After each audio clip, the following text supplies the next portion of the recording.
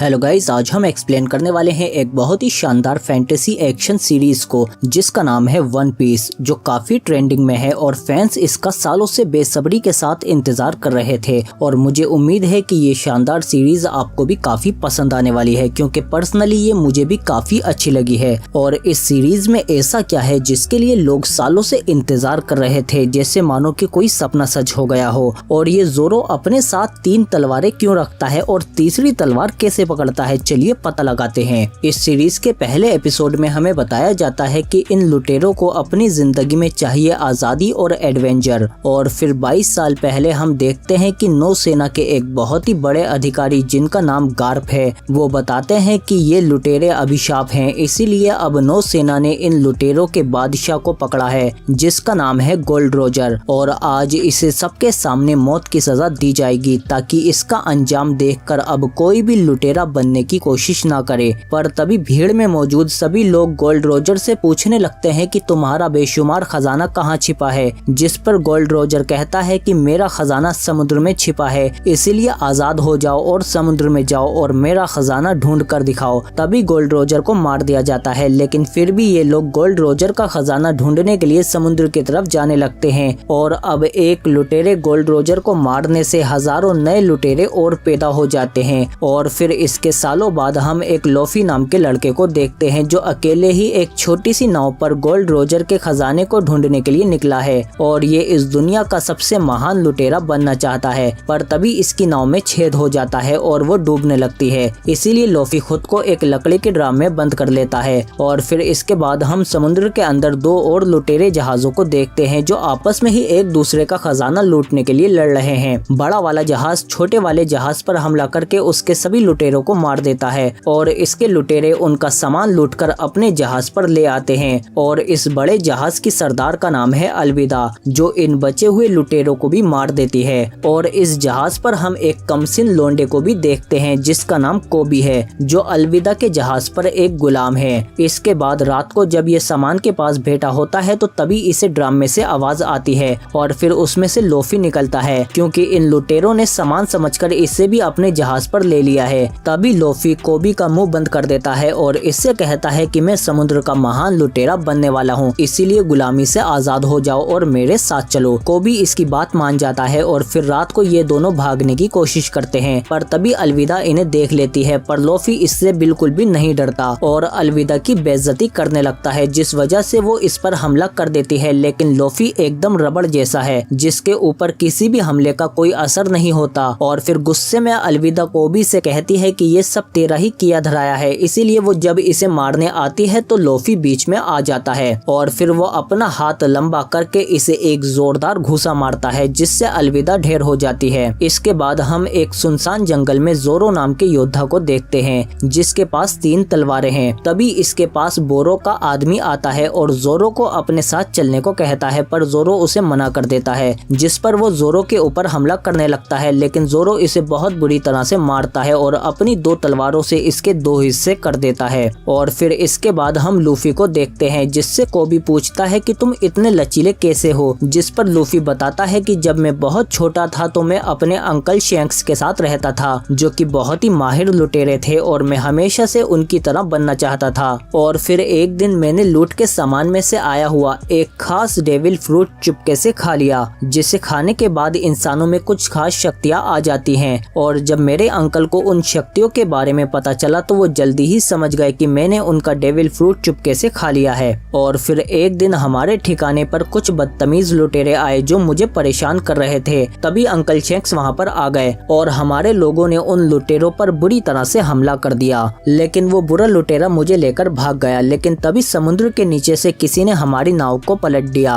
और उस खतरनाक चीज ने उस लुटेरे को खा लिया। तभी अंकल ने मुझे नाव पर खींच लिया और फिर समुद्र में से एक बहुत ही विशालकाय राक्षस निकलकर आता है। लेकिन जब उसने हम पर हमला किया तो अंकल शैंक्स ने उसे रोक लिया, लेकिन उसमें इनका हाथ कट गया। लेकिन इसके बाद राक्षस ने फिर से दोबारा हमला करने की कोशिश की, पर इस बार अंकल ने उसे अपनी शक्तियों से काबू में कर लिया और उसे यहाँ से जाने को कहा, तो वो उनकी बात मानकर यहाँ से चला गया। पर इस सब में मेरे अंकल का एक हाथ कट गया। इसके बाद एक दिन अंकल शैंक्स अपने समुद्र के सफर पर चले गए, पर जाते वक्त वो अपनी खास टोपी मुझे दे गए, इसीलिए मैं मैं उस खजाने की खोज में निकला हूँ ताकि मैं अपने अंकल शैंक्स को ढूंढ सकूं और अपने आप को साबित कर सकूं। और फिर इसके बाद कहीं दूर समुद्र में हम एक लड़की को देखते हैं जिसका नाम नामी है। तभी इसके पास दो लुटेरे जहाज लेकर आते हैं जिनसे ये कहती है कि मैं समुद्र में कई दिन से भटक रही हूँ, मेरी मदद करो। पर वो लुटेरे फौरन इसकी नाव पर आकर चढ़ जाते हैं और इसका सामान चुराने लगते हैं। पर तभी वो देखते हैं कि बॉक्स खाली है और नामी उनके जहाज पर चली गई है और उनका जहाज चुरा लेती है क्योंकि ये बहुत बड़ी चोर है। इसके बाद हम देखते हैं कि लूफी एक होटल में खाना खाने के लिए आ जाता है और तभी यहाँ पर जोरो भी आ जाता है, लेकिन इस होटल के अंदर वो लड़की नामी भी होती है। तभी एक हेलमेपो नाम का नौसैनिक आकर एक बच्चे को परेशान करने लगता है और उसका खाना भी गिरा देता है, जिस पर जोरो को गुस्सा आ जाता है और वो उसे मारने लगता है। लेकिन बाकी नौसैनिक भी इस पर हमला कर देते हैं, लेकिन जोरो उन सबको मारने लगता है। और इसी बीच नामी भी एक नौसैनिक को बेहोश कर देती है और उसकी वर्दी उतार लेती है। और इधर लूफी भी जोरो को लड़ता हुआ देखकर बहुत खुश होता है कि अगर ये मेरी टीम में आ गया तो मजा आ जाएगा।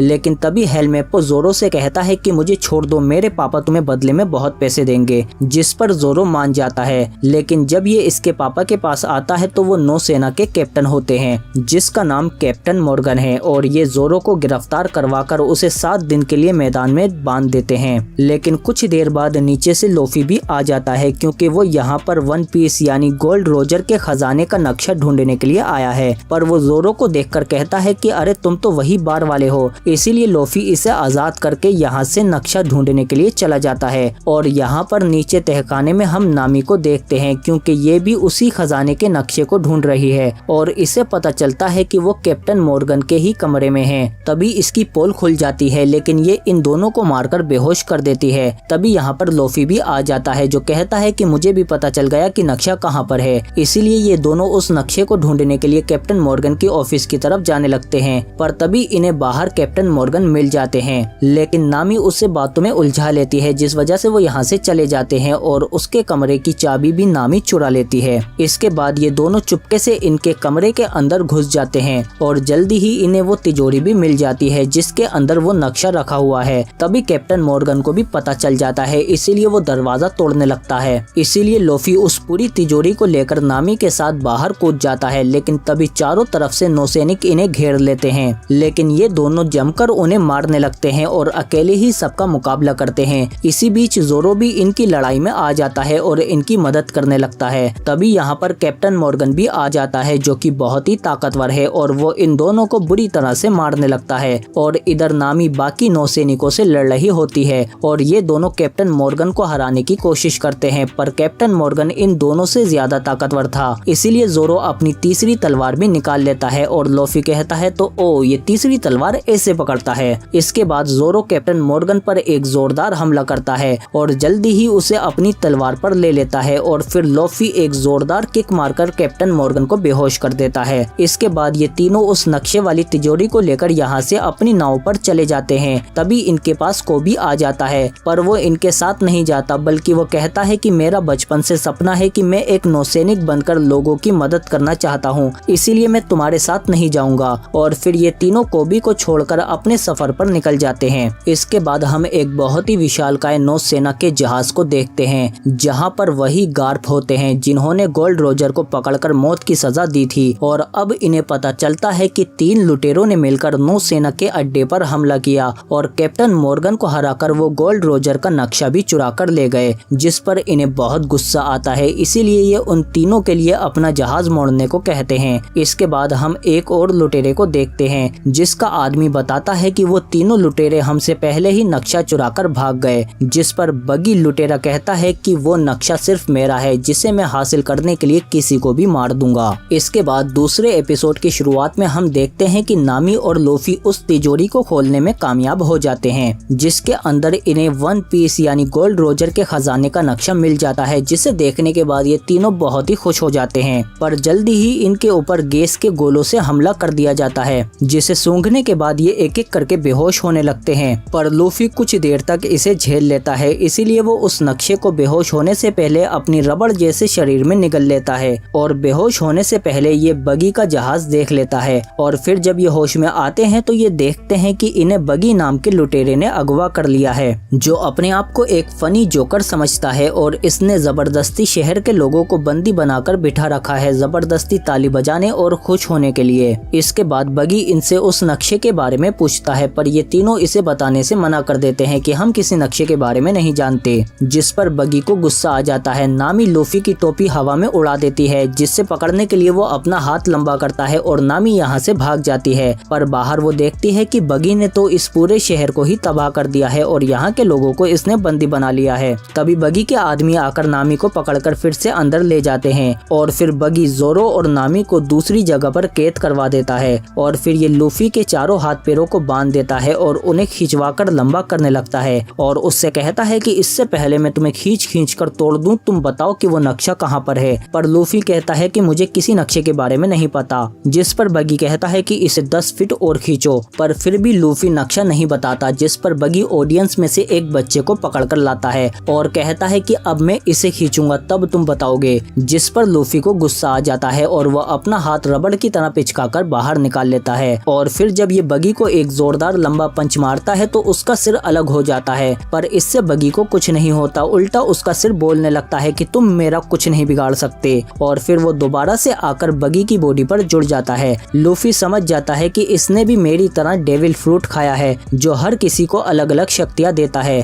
बगी की पावर है कि उसके शरीर को कोई भी काट नहीं सकता, उसका शरीर अलग अलग टुकड़ों में होने के बाद भी दोबारा से जुड़ जाएगा। और ये अपने हाथ को गायब करके लूफी के पीछे ले जाकर वही गैस का गोला छोड़ देता है और उसे बेहोश कर देता है। और इधर हम देखते हैं कि गार्प कैप्टन मॉर्गन के ठिकाने पर आते हैं और हमें पता चलता है कि कोबी भी अब एक नौसैनिक बन चुका है, लेकिन गार्प को इस पर शक हो जाता है और वो कोबी को अकेले में ले जाते हैं और उससे पूछताछ करते हैं कि तुम उस लुटेरे को जानते हो जिसने यहाँ पर हमला करके नक्शा चुराया है, जिस पर कोबी इन्हें सब कुछ बता देता है कि उसने मुझे अलविदा की गुलामी से आजाद कराया था, पर मैं उसके साथ नहीं गया, बल्कि मैं एक नौसैनिक बनना चाहता था, इसीलिए मैं यहाँ पर आकर नौसैनिक बन गया, इसीलिए सभी लुटेरों की तरह अब वो भी मेरा दुश्मन है। ये सुनकर गार्प खुश हो जाते हैं और लूफी का पता लगाने के लिए इसे अपने साथ चलने को कहते हैं। और इधर हम देखते हैं कि इस बार बगी ने लूफी को एक कांच के बक्से में बंद कर रखा है और उसमें पानी भरना शुरू कर दिया है, जिससे लूफी को बहुत तकलीफ हो रही है, लेकिन फिर भी वो नक्शे के बारे में नहीं बताता।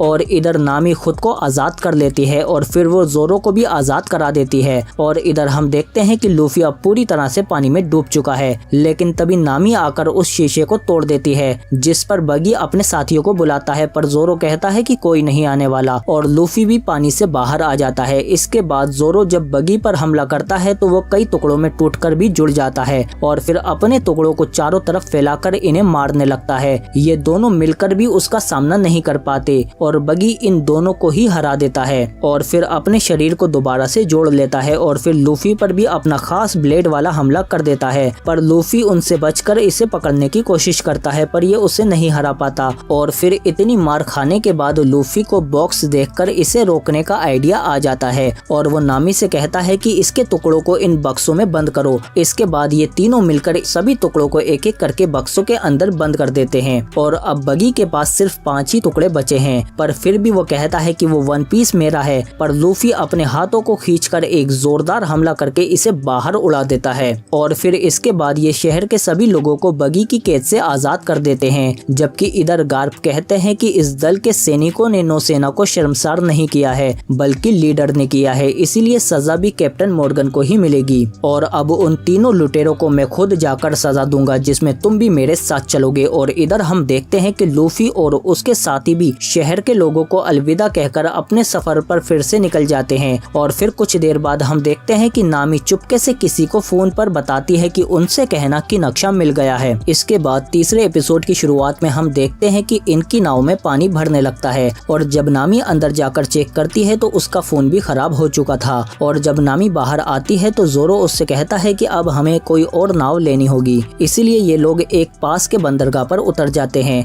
जहाँ पर बहुत सारे जहाज हैं। नामी कहती है कि हमें एक जहाज चुराना होगा, पर लूफी कहता है कि हम अच्छे लुटेरे हैं इसीलिए जहाज नहीं चुराएंगे, जिस पर नामी कहती है कि बिना पैसों के तुम्हें कौन जहाज देगा, पर लूफी कहता है कि देखती जाओ। तभी इन्हें एक बहुत ही शानदार जहाज दिखता है, जिसे देखकर लूफी कहता है कि हमें यही जहाज चाहिए। तभी इस पर मौजूद एक यूसुफ नाम का लड़का कहता है कि मैं इस जहाज की मालकिन को जानता हूँ, जिनका नाम काया है और वो बहुत ही अमीर हैं, ये पूरा बंदरगाह उन्हीं का है। इसके बाद यूसुफ इन तीनों को काया काया के पास ले जाता है, जिसे देखकर काया बहुत खुश हो जाती है। लेकिन इसका नौकर केल्डर इस पर बहुत गुस्सा करता है। लेकिन तभी काया कहती है कि आज मेरा बर्थडे है, इसीलिए तुम लोग खाना खाकर जाना। पर केल्डर अपने साथियों से कहता है कि उससे पहले इन्हें यहाँ के मुताबिक नए कपड़े पहनाओ। इसके बाद रात को जब ये लोग नए कपड़े पहनकर पार्टी में आते हैं तो यहाँ पर इन्हें काया का वकील भी मिलता है, जिसका काम काया की दौलत को सुरक्षित रखना है। और फिर खाने की टेबल पर लूफी काया से जहाज के बारे में पूछता है कि हमें वो जहाज चाहिए। लेकिन तभी काया की तबीयत बिगड़ने लगती है, क्योंकि अपने माँ बाप के मरने के बाद से ही ये लगातार बीमार रहती है, जिसके लिए एल्डर इसे एक नीला सूप पिलाता है। और फिर इसके बाद हमें पता चलता है कि वो नीला सूप एक जहर है, जिसे केल्डर हर रोज थोड़ा थोड़ा काया को पिला रहा है ताकि ये लगातार बीमार रहे और आखिर में मर जाए, जिसके बाद काया की सारी दौलत इसकी हो जाएगी। पर वकील को इस पर शक हो जाता है, इसीलिए जब वो रात को तहखाने में आता है तो यहाँ पर उसे केल्डर मिलता है, जिसके पास बहुत तेजी से गायब होकर दूसरी जगह पहुँचने की पावर्स हैं। और फिर केल्डर उस वकील को मार देता है जो इसके रास्ते का कांटा बना हुआ था। और फिर कुछ देर बाद हम देखते हैं कि यूसुफ और जोरो भी नीचे तहखाने में आते हैं तो उन्हें वकील की लाश मिलती है। तभी इनके सामने केल्डर आ जाता है। जोरो फौरन सब कुछ समझ जाता है, पर तभी पीछे से केल्डर की साथी जोरो के सिर पर हमला करके उसे बेहोश कर देती है और यूसुफ यहाँ से डरकर भाग जाता है, जिस पर केल्डर कहता है कि जाने दो, इस पागल पर कोई यकीन नहीं करेगा और इन दोनों की लाशें उठाकर कुएं में फेंक दो। और फिर ये दोनों नौकर इन दोनों की बॉडी को उठाकर कुएं में फेंक देते हैं और वापस आ जाते हैं। इसके कुछ देर बाद चौथे एपिसोड की शुरुआत में हम देखते हैं कि जोरो को कुएं के अंदर होश आ गया है और वो ऊपर आने की कोशिश कर रहा है।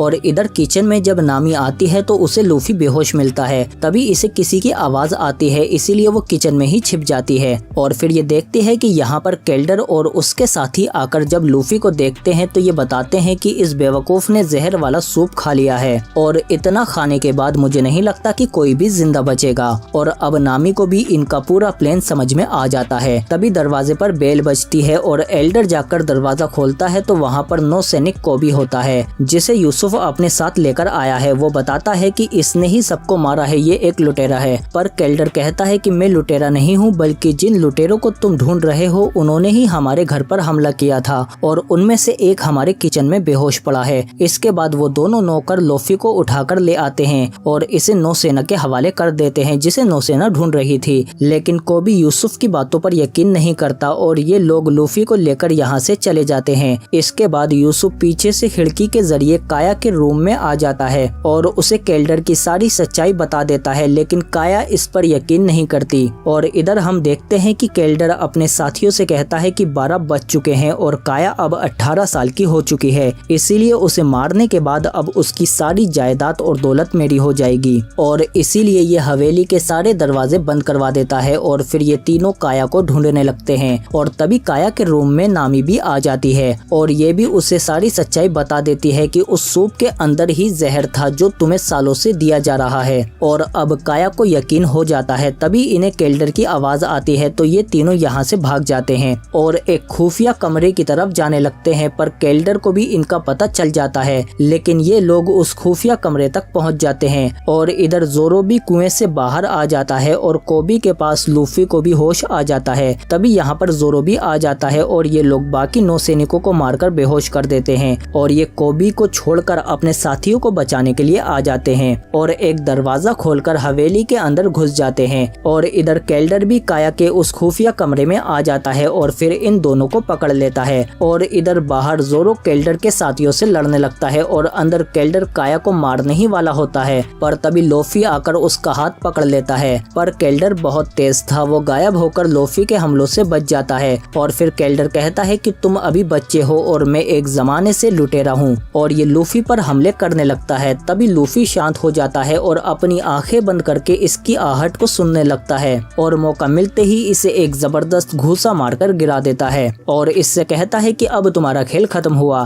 केल्डर गुस्से में लूफी को मारने की कोशिश करता है, पर इसका कोई भी वार कामयाब नहीं होता क्योंकि लूफी तेज और लचीला है। वो इसके सभी हमलों से बच जाता है और आखिर में इसके दोनों हाथों को पकड़ लेता है और अपना सिर लंबा करके इसे एक जोरदार हेडशॉट मारता है, जिससे खिड़की तोड़कर केल्डर बाहर उड़ जाता है। और इधर हम देखते हैं कि जोरो ने सिर्फ 2 ही तलवार से इसके दोनों चमचों को हरा दिया है। पर आप लोग वीडियो छोड़कर मत जाना क्योंकि एंड में एक काफी बड़ा ट्विस्ट है। इसके कुछ कुछ देर बाद हम देखते हैं कि ये सभी लोग बंदरगाह पर आ जाते हैं और काया इन लोगों को वो जहाज फ्री में बिना पैसों के दे देती है और अब यूसुफ भी लूफी के साथ समुद्र के सफर में जाने के लिए तैयार हो जाता है और काया कहती है कि मुझे अब अपना ख्याल खुद रखना सीखना होगा। इसके बाद ये चारों लोग अपने नए जहाज में गोल्ड रोजर के खजाने को ढूंढने के लिए निकल जाते हैं और इधर नौसेना के जहाज पर कोबी गार्प से कहता है कि ये सब मेरी गलती है कि मैं उन लोगों को नहीं रोक पाया, लेकिन गार्प कहते हैं कि तुमने सही किया, तुम अब उन्हें खुले समुद्र में ले आए हो। और इधर हम देखते हैं कि अपने नए जहाज पर ये चारों बहुत खुश हैं, पर इनकी खुशी ज्यादा देर तक नहीं टिक पाती क्योंकि गार्प अब इनके जहाज पर हमला कर देता है और फिर जब लूफी बाहर आकर दूरबीन से चेक करता है तो वो गार्प को देखकर कहता है दादाजी। क्या मतलब गार्प इसके दादाजी हैं, पर ये इसके जानी दुश्मन क्यों हैं? इसी सस्पेंस के साथ ये चौथा एपिसोड यहीं पर खत्म हो जाता है। पर रोको जरा, क्योंकि इसके टोटल 4 एपिसोड हैं। 4 हमने इस वीडियो में एक्सप्लेन कर दिए हैं और 4 अगली वीडियो में, और बाकी 4 आपको इसी वीडियो के आखिर में एंड स्क्रीन के पार्ट 2 वीडियो में मिल जाएंगे। अब मैं अपने मुँह से अपनी तारीफ तो नहीं करूंगा, इसीलिए आप वीडियो को लाइक जरूर करो और फिर कमेंट करके बताओ कि आपको ये शानदार सीरीज कैसी लगी, और साथ ही सब्सक्राइब तो करो हमारे चैनल को, बेल आइकन दबाकर नोटिफिकेशन ऑल पर भी क्लिक करो ताकि और भी अच्छी वीडियो मिलते रहे आपको।